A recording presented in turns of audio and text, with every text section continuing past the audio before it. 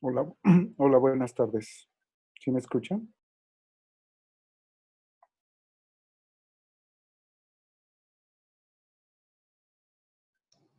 Sí, se escucha bien. Gracias.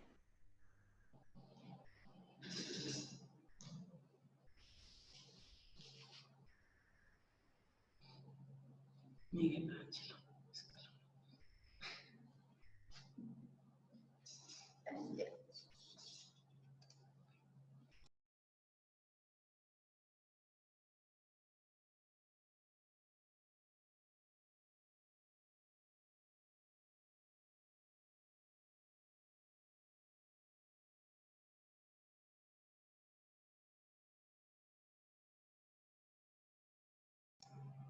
Yo luego quisiera hacer una prueba para compartir su presentación.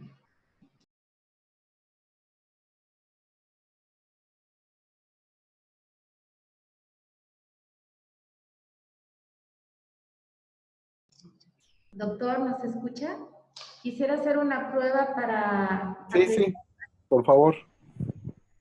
Es que tenía apagado mi... Ahora, Ok, doctor. este, compartir.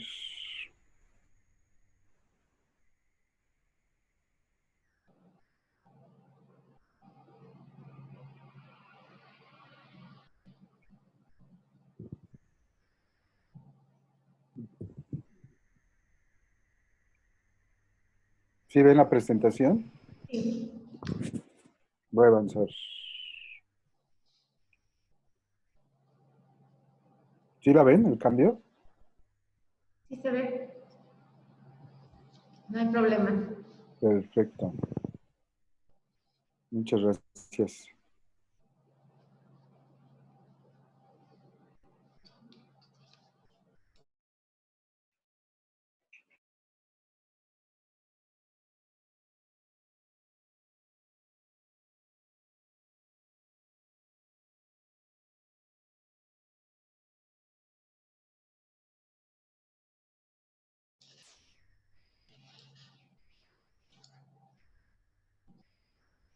Muy buenas tardes. En nombre del doctor Evaristo Obando Ramírez, secretario de despacho de la SEDARPA, les damos nuevamente la bienvenida a este foro de seguridad alimentaria de la Semana de la Alimentación. Agradecemos a todas las personas que nos ven desde diferentes puntos del estado de Veracruz. Para continuar con las ponencias, el doctor Miguel Ángel Escalón Aguilar, catedrático de la Universidad Veracruzana, presentará el tema Transición agroecológica hacia la soberanía alimentaria. Adelante, doctor, y bienvenido. Hola, buenas tardes. Muchas gracias por la invitación. Me parece que es un evento por demás relevante. Y pues gustoso de compartir aquí la palabra con ustedes, las reflexiones que me parecen importantes y seguramente complementarán bastante con algunas de las actividades que, que han visto en la semana. Me voy a permitir compartir mi pantalla. Ahí les encargo que me avisen del tiempo. Claro que sí, doctor. Para que trate de ser fiel a ello.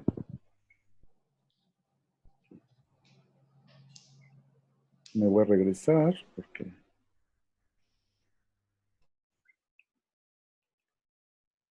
Bien.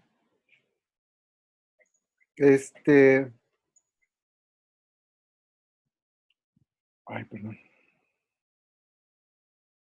Pues intitulé esta charla, la cual agradezco siempre la invitación por poder compartir con ustedes. Varias palabras que me parecen importantes: transiciones agroecológicas hacia la soberanía alimentaria. En un tema como es el de la alimentación, me parece que es importante reflexionar sobre cómo lograr que más personas puedan acceder a una alimentación adecuada, de calidad, en cantidad y culturalmente significativa. Entonces, voy a tratar en la primera parte de definir algunos conceptos y después algunas ideas de cómo hacer esto posible.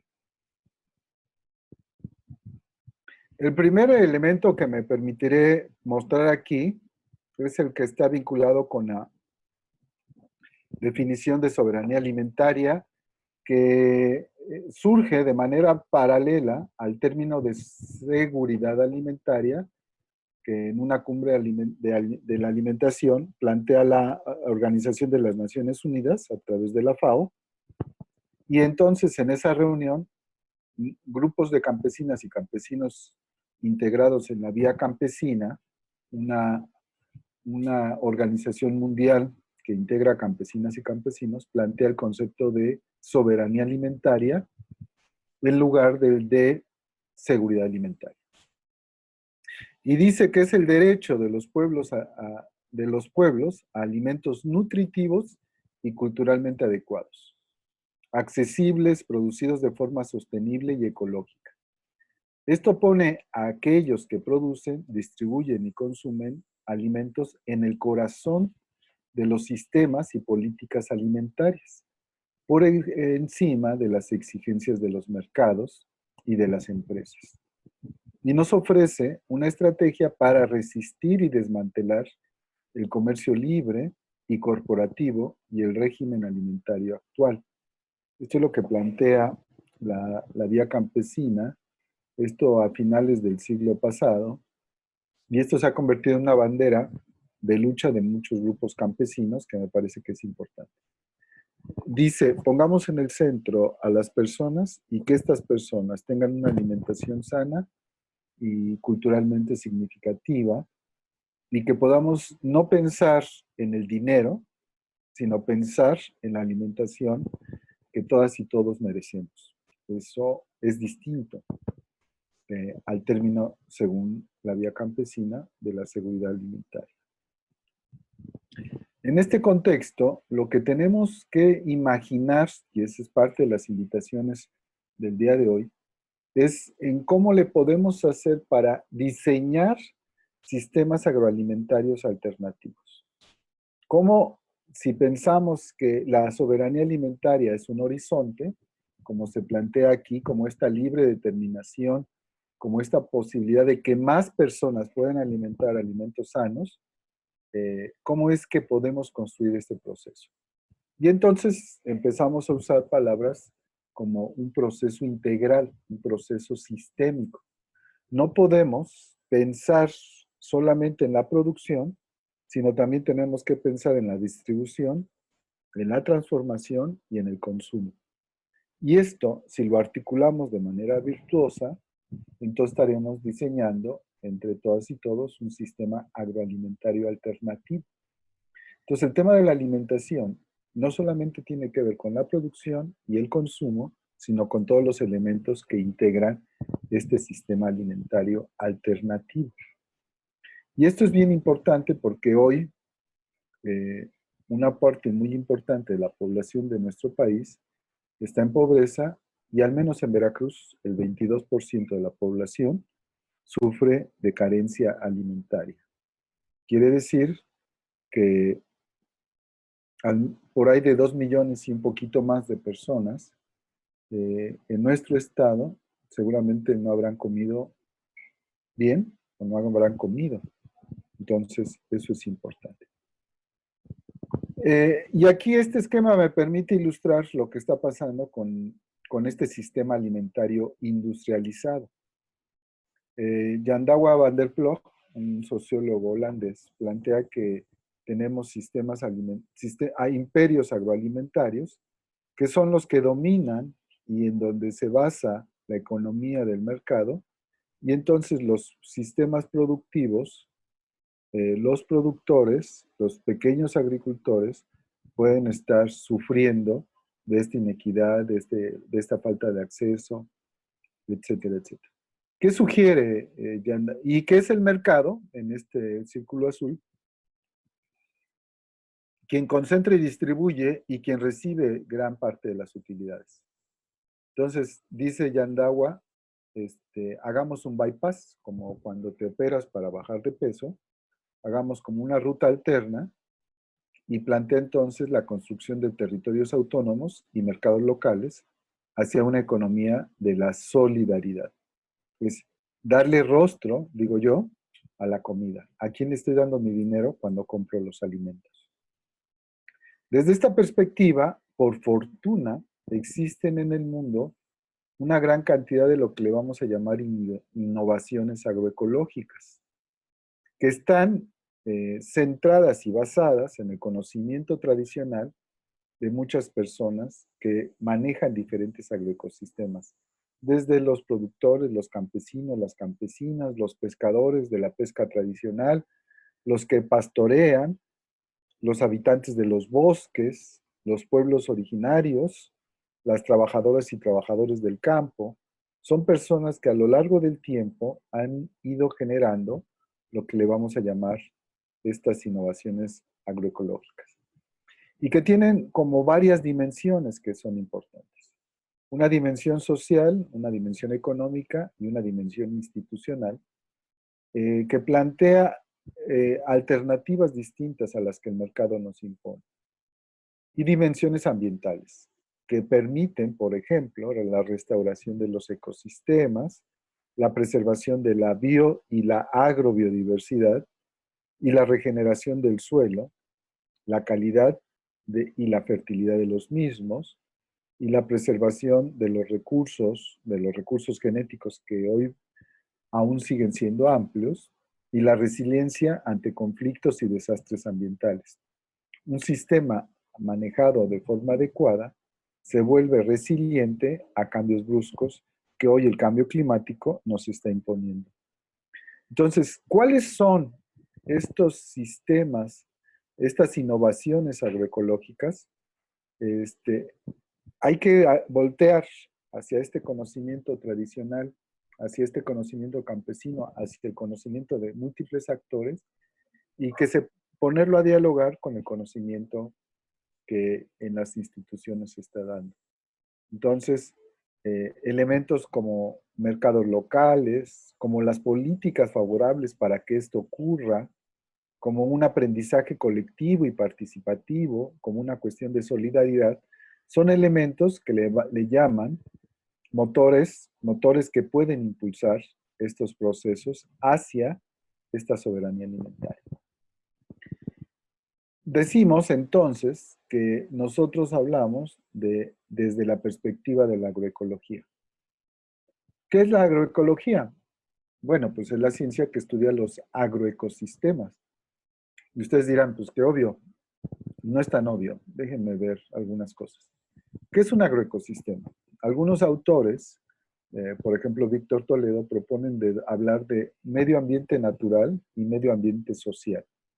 Y dice que todos los agroecosistemas están interactuando constantemente entre un medio ambiente natural que tiene que ver con el agua, el suelo, la energía, los recursos, y este medio ambiente social que tiene que ver con de dónde soy, cuál es mi tradición familiar en el consumo, si yo provengo de dónde, cuestiones políticas, cuestiones económicas, y al final están interactuando estas dinámicas en los agroecosistemas, y estos agroecosistemas, entonces, lo que permite es crear diferentes agroecosistemas. Algunos autores, como Sevilla, plantean que la agroecología la tendríamos que dividir en 3 dimensiones, y por eso lo quiero traer aquí, para que cuando hablemos de transiciones agroecológicas, pensemos en estas transiciones agroecológicas desde estas 3 dimensiones que les quiero compartir. Dice Eduardo Sevilla que hay una dimensión ecológico-productiva, que tiene que ver entonces con que los que nos dedicamos a esto de la agroecología, hagamos el análisis de los agroecosistemas desde un enfoque de sistemas, de pensar en un enfoque sistémico. Y él dice que es cuando la naturaleza se transforma por parte de la sociedad para obtener alimentos. Esto entonces, nosotros diríamos que esta dimensión de la agroecología es la parte, de la parte de la ciencia, es una ciencia la agroecología, porque podemos probar sistemas diversificados, porque podemos saber si un sistema diversificado, un policultivo, produce más, Podemos probar diferentes tipos de coberteras para saber cuáles son las que mejor me permiten mantener la fertilidad de mis suelos. Entonces, esta dimensión ecológica productiva está abocada a ella. Pero hay otras dos dimensiones que me parece que son importantes y que yo hablaría desde estas dimensiones. Una dimensión socioeconómica y cultural. Y dice Sevilla, veamos que hay un conocimiento local generado como producto de la interacción histórica entre el hombre con el agroecosistema y que entonces tiene tres áreas: la naturaleza, la producción y la cultura. No podemos desvincularlas, porque si las desvinculamos, entonces empezamos a perder esto. ¿Por qué es que hay quelites? Porque la gente se los come. ¿Por qué es que están desapareciendo los quelites? Pues porque se inventaron los herbicidas, porque se modificó el policultivo y se volvió monocultivo. Pero esta dimensión entre naturaleza, producción y cultura siempre están dialogando. Entonces, Sevilla y muchos autores proponen decir que la agroecología también es una práctica. Y esta práctica es fundamental porque ahí hay un montón de innovaciones agroecológicas. Pero también, y esa es la tercera dimensión, hay una dimensión sociopolítica que tiene que ver con recuperar los espacios colectivos como lugar de génesis y reflexión de lo que podemos imaginar como un sistema agroalimentario alternativo. Se impulsa desde esta dimensión sociopolítica la formación de redes, ya que estas redes juegan un papel fundamental en todo el sistema agroalimentario. Recuperando, y este es un concepto que me parece muy importante, el valor de uso sobre el valor de cambio. El valor de uso tiene que ver con la valoración múltiple que le damos a los recursos y no solo la valoración en cuanto al cambio, que es la parte económica. Es recuperar este sentido de los bienes comunes, por ejemplo. Y entonces se habla de que es un movimiento. Entonces la agroecología es una ciencia, es una práctica y es un movimiento, desde estas tres dimensiones. Entonces, autores como Cuellar, voy a avanzar. ¿Alguien encendió su micrófono? Por ahí les encargo. Porque como me aprendo de memoria, este rollo, si me distraigo, se me olvida. Entonces, se trata de promover la construcción de relaciones de producción, distribución, consumo, basadas en la justicia, en la cooperación, en la reciprocidad y el apoyo mutuo. Lo que Cuellar entonces propone impulsar, que llamaríamos cambio social agroecológico. Entonces, este cambio social agroecológico, al final, es lo que queremos impulsar desde esta visión de la agroecología. Y entonces, tenemos, me regreso. Entonces, si vuelvo a ver el tema de estas tres dimensiones, en la dimensión ecológica productiva, pues estaría la parte de la experimentación en finca, la recuperación de conocimiento tradicional, el mejoramiento de prácticas, la innovación de prácticas a nivel de parcela, el diálogo entre campesinos y campesinos, por ejemplo, en esta dimensión socioeconómica y cultural, al agroturismo, las cajas y fondos de ahorro comunitario, la implementación de circuitos cortos de comercialización, la puesta en valor de la actividad agrícola, la educación agroecológica y la articulación entre múltiples sectores. Cuando pienso en esta dimensión sociopolítica, entonces pienso en creación de modelos alternativos de desarrollo, en una reflexión sobre la crisis global que tiene la agricultura, en garantizar en una organización del sector agrícola y en la articulación, la conexión de los movimientos sociales con... Es que no veo. Bueno. Todos estos procesos entonces son los que plantearíamos desde la agroecología. Entonces la agroecología no solamente tiene que ver con las prácticas productivas, no solamente tiene que ver con dejar de usar productos de síntesis química, sino tiene que ver con una cuestión mucho más compleja, pero desde mi perspectiva más interesante y más motivante. Les voy a decir por qué es importante impulsar estos procesos de transición agroecológica, antes de empezar con la definición de transición, me gustaría señalarles que, por ejemplo, un artículo publicado en 2009 por Donald Davis, analizaron varios estudios sobre la reducción de la pérdida de la calidad nutrimental, y esto es bien interesante. Y concluye que tanto en el caso de los granos como en el de las hortalizas y frutas, se registra una disminución de nutrientes paralelo al aumento de la producción por hectárea. Por ejemplo, en el caso de las hortalizas hay una disminución de calcio y cobre de 17 hasta el 80%, junto a la disminución de otros nutrientes como hierro, manganeso, zinc y potasio. ¿Qué quiere decir? Que en la medida en que nosotras y nosotros, o desde el modelo de la Revolución Verde, se intentó mejorar la producción, en la misma proporción que mejoramos la producción, quitamos el valor nutritivo a los alimentos. Hoy en el mundo hay 2.000 millones de personas con deficiencias de microminerales. De estos minerales que no requerimos en grandes cantidades, pero que son importantes por lo que en ellos el consumo representa. Entonces, cuando hablamos de una producción agroecológica, estamos hablando de recuperar prácticas sobre el abonado y sobre entender el ciclo de la materia orgánica, de la protección de cultivos a través de favorecer la presencia de organismos benéficos, de elaboración tan natural como es posible y sin el uso de ingeniería genética, y de el manejo de ganado apropiado a la especie y a las condiciones que ellos tienen. Es un reto maravilloso para las personas que se dedican al tema de la producción. ¿Por qué?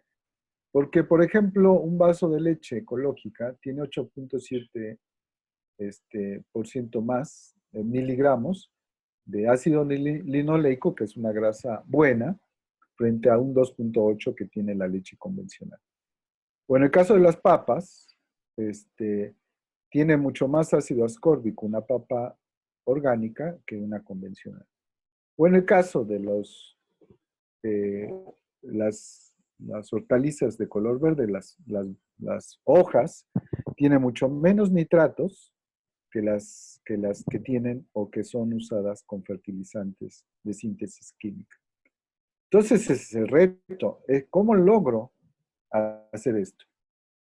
Y entonces, por eso, y esto es importante, no podemos hablar de que de la noche a la mañana vamos a hacer esta transformación. Y sería absurdo, porque nos ha costado mucho tiempo darle en la torre a los agroecosistemas, y recuperar un agroecosistema no es fácil. Un centímetro de capa fértil del suelo se puede producir en cientos de años, y una erosión, una poca conservación del suelo, la puede desgastar en un ciclo de cultivo. Entonces, recuperar la fertilidad de los suelos, recuperar la diversidad, recuperar los equilibrios, no son de la noche a la mañana, y por eso proponemos hablar de transiciones agroecológicas. ¿Qué dice Steve Gleason cuando habla de transiciones agroecológicas? Que tenemos que mejorar y que tenemos que empezar primero con hacer como un alto. Y decir, ya me di cuenta que por donde voy no es el camino correcto.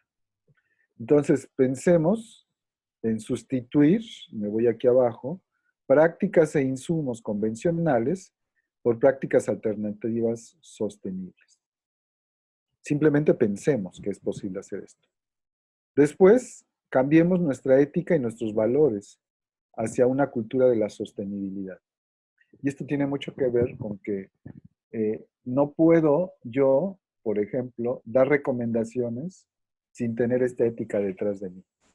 Yo digo, y les cuento una anécdota y me voy a gastar mi tiempo, pero ahí ustedes perdonarán. Una vez fuimos a ver un productor de jitomate y le decíamos, oiga, están fumigando y están empacando para el mercado. Y el productor decía, no se preocupe, este jitomate no es para comer, es para vender.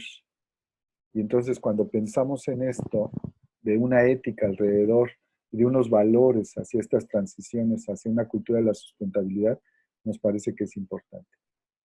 Esto nos lleva también al reto de incrementar la eficiencia de prácticas convencionales para reducir el consumo y uso de insumos costosos, escasos o ambientalmente nocivos.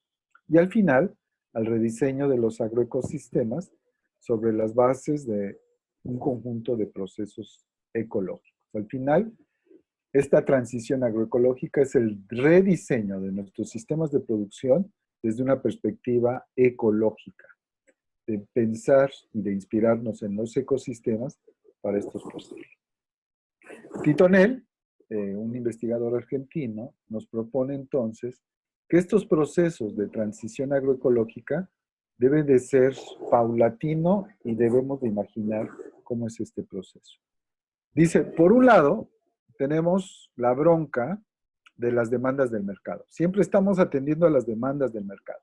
Y decimos, es que exportamos y que somos uno de los países que más exporta. Sí, pero tenemos un montón de gente que se muere de hambre. Entonces, la demanda del mercado es una trampa que hay que cuidar mucho. Las regulaciones internacionales nos quieren hacer cambiar de UPOP 78 a UPOP 91 y de UPOP 91 las personas tendrían que pagar a las empresas por sus propias semillas, si las empresas se declaran como obtentoras de esos materiales. Entonces, estas regulaciones internacionales y nacionales a veces son un problema. Entonces, ¿cómo pasamos de estos sistemas actuales a estos paisajes? Propone Titonel hablar de paisajes, no de parcelas, sino de paisajes agroecológicos en sistemas sustentables. Imaginen una región y cómo transito hacia que esta región sea, tenga una práctica y un manejo agroecológico y cómo hacemos esto. Entonces dice, aquí, pues pensemos en una ecoeficiencia, dice él, pensemos en la sustitución de insumos, lo cual coincide con Gliessman, en el rediseño del sistema para llegar a estos paisajes que están ahí. Para ello, entonces, lo que nosotros tenemos que ver es hacerlo de manera conjunta con las organizaciones, con los grupos campesinos que están trabajando esto.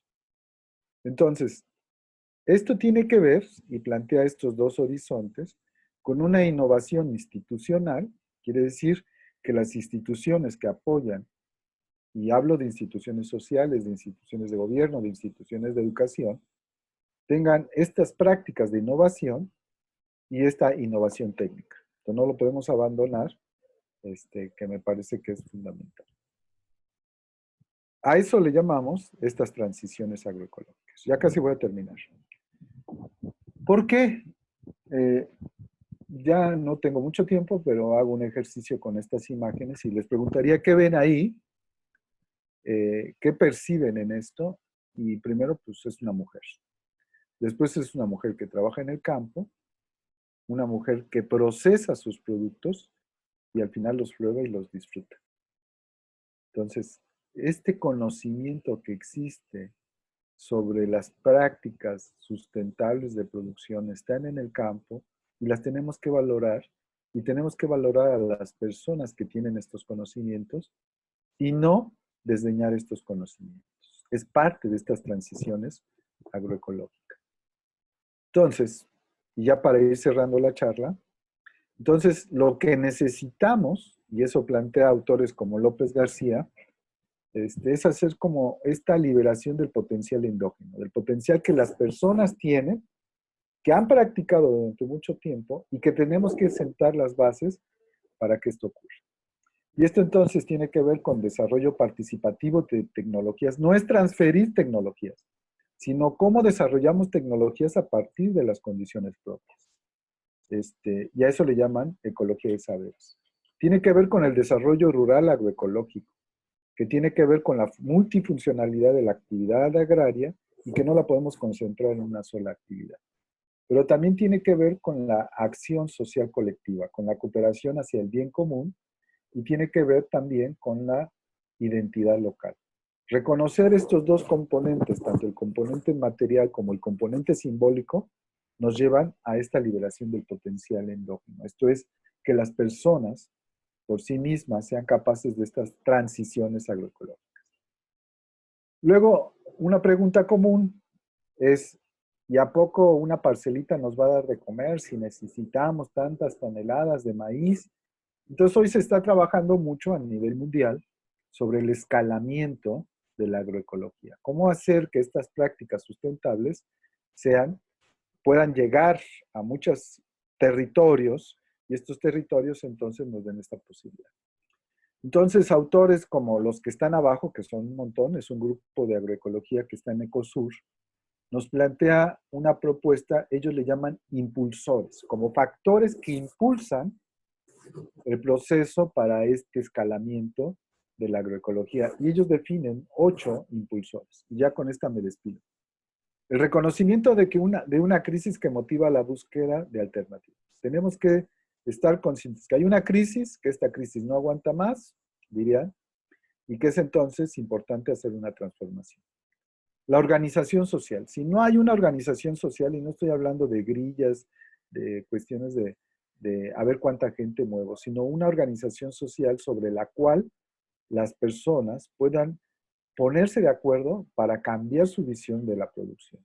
A eso le llaman organización social. Los procesos de aprendizaje constructivista, y esto es bien importante. Nosotros proponemos y tenemos toda una metodología para la construcción de comunidades de aprendizaje y de práctica. Esto es, podemos, si reconocemos todos los saberes y conocimientos de los colectivos, echar a andar comunidades de aprendizaje y de práctica que permitan esta transformación. Las prácticas agroecológicas efectivas, no solamente el rollo mareador, sino las prácticas que resulten ser efectivas para que se dé este escalamiento de la producción. Y hoy, por ejemplo, vemos muchos casos en el país en donde maíz manejado en Sinaloa, que es el paraíso del monocultivo, de forma agroecológica, tiene tantos rendimientos, incluso más, que el maíz convencional. Sistemas de producción de café agroecológico tienen más tasa, mejor tasa, que los sistemas convencionales. Entonces, hoy tenemos muchas de estas prácticas agroecológicas efectivas y entonces lo único que tenemos que hacer es sistematizar estas prácticas, sistematizar este conocimiento y ponerlo a la disposición de estos procesos. El otro son los discursos movilizadores, que es construir un discurso que mueva y que sensibilice a la gente. Un poquito lo que estaría intentando hacer yo. Es un discurso que mueva y que diga, ay caray, si es posible, vamos a caminar por estas circunstancias. La otra son los aliados externos. ¿Cuáles son los aliados que están fuera de mi territorio que pueden sumarse? Yo les sugiero que revisen la experiencia de una cooperativa maravillosa que se llama Tosepan Titatanisque, que está en la Sierra Norte de Puebla, y que vean cómo ellos han tenido la capacidad, son más de 5,000 campesinas y campesinos que están organizados en cooperativas, y cómo han aprovechado el saber de actores externos para crecer como organización. Entonces, estos aliados externos son bien importantes. Los mercados favorables es un elemento importante para este escalamiento. Hoy mucha gente, y ustedes mismas, las personas que me escuchan y que me ven, podrían decir, es que yo necesito comer más sanamente porque esto del COVID no es bueno. Entonces, los mercados hoy nos están pidiendo que la gente quiera adquirir más productos sanos, que sean más locales, más accesibles, etcétera, etcétera, etcétera. Entonces, hoy está esa oportunidad. Y oportunidades políticas y marcos políticos favorables. Hoy me parece que también está esta oportunidad. Por ejemplo, el decreto presidencial que prohíbe el uso del glifosato y del cultivo de transgénicos en el país, me parece que es una política pública que favorece los procesos de transición agroecológica. Entonces, la política pública que intenta ponerse en el estado de Veracruz para generar sistemas agroalimentarios alternativos, me parece que es una coyuntura que hay que aprovechar. Si la suma de estos 8 impulsores lo articulamos, entonces estaremos haciendo esta transición agroecológica con horizonte, hacia la soberanía alimentaria. Dejo de compartir. y quedo atento a sus comentarios, preguntas, si es que aún tengo tiempo. Muchas gracias, doctor. Como ya lo comentó, invitamos a los asistentes a emitir sus comentarios, opiniones y o preguntas vía el micrófono o vía el chat de la plataforma. Y si no hay preguntas, maravilloso, porque entonces quiere decir que están convencidos de que las transiciones agroecológicas son posibles. En el chat hay varias cosas. A lo mejor nada más son saludos. Sí, nada más son saludos. Sí, son saludos. Sí. ¿Comentarios, preguntas?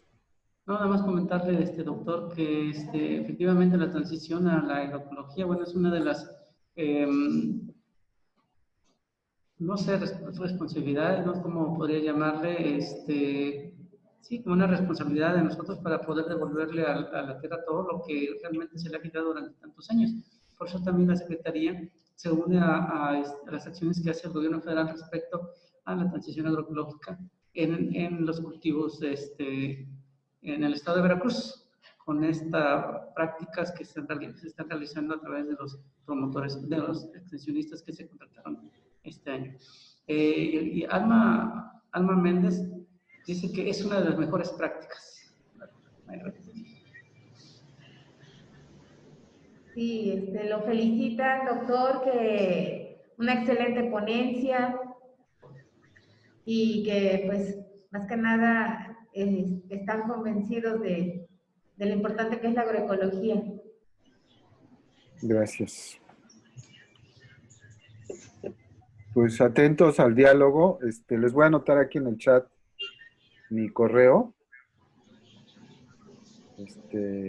Y cualquier cosa en que yo les pueda colaborar, con mucho gusto. Es nuestra chamba. Y trabajar de manera articulada entre todos los actores es fundamental. Entonces, hoy insisto, antes decíamos el horno no está para bollos. Hoy, por fortuna, el horno está para bollos. Entonces, hay esta posibilidad. Y aquí dice, Isabel Santiago, dice, la transición a la agroecología hay en algunos productores resistencia al cambio. Efectivamente, hay una resistencia al cambio. Yo pongo siempre un ejemplo. Hagan de cuenta que voy a limpiar mi parcela de maíz y si aplico herbicida, termino en 2 horas o en 3 horas, y si me voy con el azadón, pues termino en 2 días y con varias personas, y con la espalda toda dañada. Entonces, el campesino me va a decir, pues hasta que no haya una alternativa suficiente o tan eficiente como el herbicida, no voy a dejar de usarlo. Tiene razón. Y para mí la alternativa se llama milpa. Cuando nosotros diversificamos la parcela productiva, como lo hacíamos, y ese aprendizaje es de años, el suelo no está ocupado y las arbences, que yo evito de llamarle malezas, las arbences se vuelven entonces un elemento de virtualidad más que de un problema. Entonces, cambiar el chip de la sustitución de insumos de un producto que mata por otro producto que mata, aunque sea orgánico, no es lo mismo de pensar en una visión sistémica de que puedo aprovechar todo mi suelo y entonces el trabajo lo distribuyo en diferentes momentos y prácticas y entonces aprovecho. Entonces hay que hacer parcelas de experimentación con aquellas prácticas sustentables que los propios agricultores están impulsando. Entonces, sí, por supuesto que hay resistencias y es parte de la chamba que nos toca hacer a las personas que podemos estar vinculadas con las y los productores, hacer esto. Entonces, ¿qué es lo que podemos hacer para esta anhelada transición? Primero, recuerden, es una transición. Entonces, primero hay que convencernos de que los productos de síntesis química son malos y que matan. Ese es uno. Y matan a las personas, matan a los microorganismos del suelo, matan a las plantas, matan un montón de cosas. Es cambiar de una agricultura de muerte por una agricultura de vida.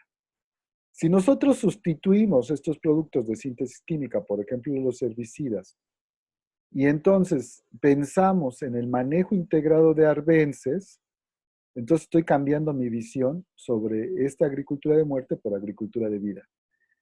¿Por qué? Porque nosotros acabamos de terminar un trabajo que hicimos con Greenpeace, y les puedo poner el link para que lo descarguen, sobre prácticas sustentables para la sustitución del glifosato. Y describimos, si mal no recuerdo, 28 prácticas distintas. Una de ellas se llama banco de semillas. Y el banco de semillas, identificar el momento en que las arbences echan flor y completan su ciclo. Si ustedes cortan el ciclo de vida, es mucho más fácil manejar estas arbences. Pero también una de las invitaciones que hacemos es cuáles son de esas arbences las que representan un potencial para mantener la productividad del sistema. Porque hay arbences que modifican la estructura del suelo, hay arbences que son indicadoras de una modificación del pH, hay arbences que crecen y que pueden ser como fuente de materia orgánica para reconstituir la fertilidad de nuestros suelos. Entonces, hay diferentes plantas que nos están sirviendo para mantener el equilibrio y la resiliencia de nuestro ecosistema. Entonces, ese es un poco el chip que tenemos que cambiar. De agricultura de muerte por agricultura de vida. Agricultura poco específica a agricultura biodiversa. Recuperación de conocimientos tradicionales a la soberbia de que el técnico lo sabe todo. Si nosotros salimos con este kit de herramientas al campo, entonces podremos dialogar y hacer estos procesos de transición agroecológica. Me parece que por ahí pueden haber. Dice aquí, platicaría un poco contrastando la transición agroecológica a la que estamos dedicando contra los técnicos que están tratando con empresas como Monsanto de implementar sus tecnologías, definitivamente. Pero, y aquí es un poco de la bronca, ustedes reclamen al que vende coca. Pues yo no le puedo reclamar al que vende coca, sino a la Coca-Cola. Porque el que vende coca, pues está buscando la vida. Entonces, los técnicos a veces ni siquiera saben de todas las implicaciones que tienen, sino simplemente encontrar una chamba en donde les dan una camioneta, parecen ingenieros o ingenieras agrónomos, y entonces está chido. Pero ahí es en donde están estas cuestiones éticas, y en donde tenemos que empezar a cambiar las personas que estamos vinculadas con las personas del campo. Entonces, es una lucha, y es una lucha en donde no nos vamos a agarrar a palazos y a manazos, sino es una lucha que vamos a hacer desde demostrar que es posible este cambio. Entonces, y esa es parte de la labor. Primero, que ustedes estén convencidas y convencidos, no vayan a decir, este güey me viene a echar un rollo mareador, pero en su vida ha salido a campo, en su vida ha tratado con los productores y no sabe qué broncas hay allá en el campo. Bueno, yo les puedo decir que por fortuna, en mis andanzas de vida, he podido hablar con muchos agricultores, muchos campesinos, y salimos convencidas y convencidos que el cambio es posible.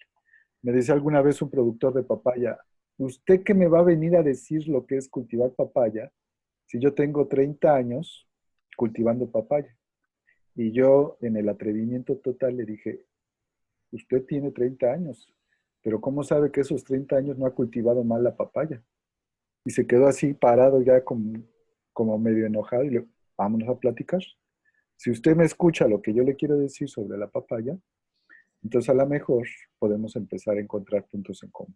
Nos pusimos a platicar y la historia termina en que pudo mejorar su producción de papaya simplemente en ese momento con la selección de las plantas, de hermafroditas y hembras, y disminuir machos. Estoy contando una historia de papaya.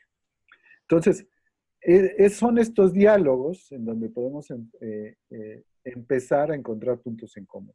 No son imposiciones, no son cambios, es decir, tú estás bien, yo estoy mal, o yo estoy bien, tú estás mal, sino es construir estos diálogos que nos permiten hacer esto, de que es posible. Y entonces en estos diálogos se pueden dar esto es importante. Y como bien dice Dailen, Dice, me recuerda mucho al dicho, las palabras convencen, pero el ejemplo arrastra. Empecemos por nosotros mismos desde nuestras trincheras. Sí, por favor. Seamos consecuentes entre lo que decimos y hacemos. Yo, por ejemplo, nunca me van a ver con una botella de agua. Prefiero no tomar que alguien me dé una botella de agua, y menos un refresco. Y esto porque yo me dedico a cuestiones de sustentabilidad, entre otras cosas. Nunca voy a utilizar un producto de síntesis química y pueden venir a la casa donde yo vivo y conocer mi huerto y lo que hago, que es pequeñita escala, pero lo hago. Entonces, tratemos de ser consecuentes entre el decir y el hacer.